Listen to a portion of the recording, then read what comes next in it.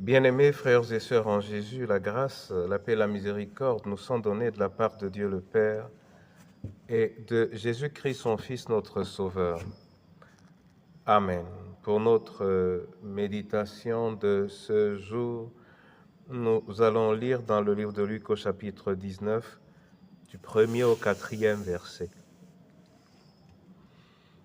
Mais avant la lecture, nous chantons à la gloire de notre Dieu, Jésus est au milieu de nous. Dans Chant de victoire, c'est le numéro 148. Jésus est au milieu de nous, son regard s'abaisse sur nous, sa douce voix l'entendez-vous.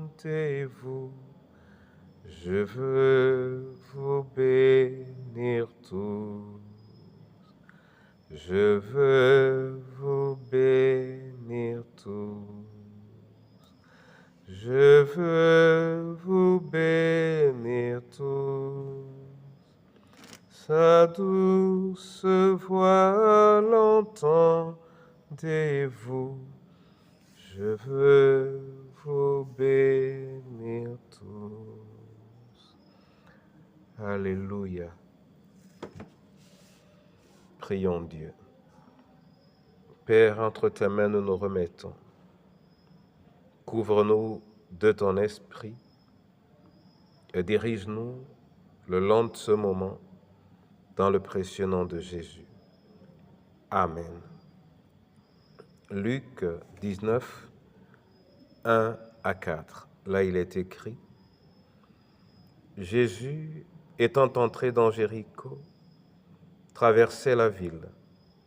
Et voici un homme riche appelé Zachée, chef des publicains, cherchait à voir qui était Jésus.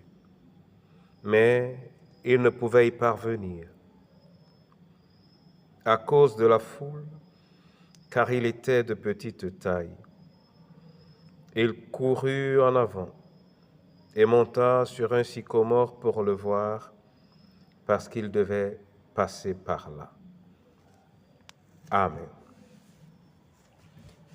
Bien-aimés frères et sœurs en Jésus,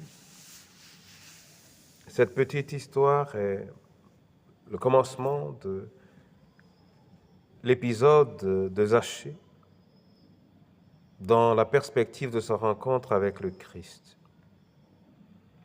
Il a entendu parler de Jésus et, à la lumière de ce qu'il a entendu, il a voulu le voir. Il y avait certainement des barrières qui pourraient l'en empêcher. Il y a des barrières liées à sa propre personne, mais il y en a également liées à l'environnement.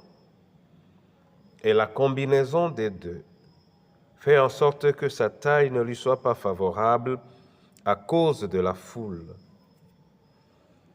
Mais ce passage nous montre que Zachée ne s'est pas laissé limiter par sa taille.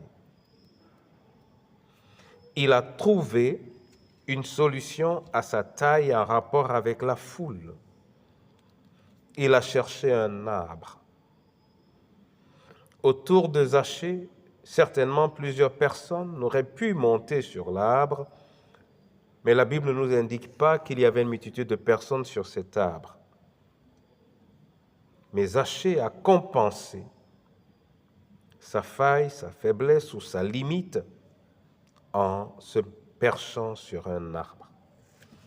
Ce passage veut nous dire que s'il y a quelque chose en nous ou autour de nous qui pourrait avoir tendance à nous empêcher à rencontrer le Seigneur, alors notre volonté de le rencontrer nous permettra de trouver le moyen de le faire. Et s'il y a quelque chose, mon frère, ma sœur, en cette saison qui t'empêche de communier avec Christ, insiste par la prière d'une manière comme d'une autre, tu le verras, tu le rencontreras et tu auras la joie de l'avoir rencontré. Que le Seigneur bénisse cette parole et qu'il te bénisse en retour dans le précieux nom de Jésus. Amen. Seigneur, je veux te rencontrer. Je veux te rencontrer, Seigneur, je veux te rencontrer. Et merci de m'avoir appris que si je m'investis, je te rencontrerai nécessairement. Accorde cette grâce aux veuves, veufs et orphelins.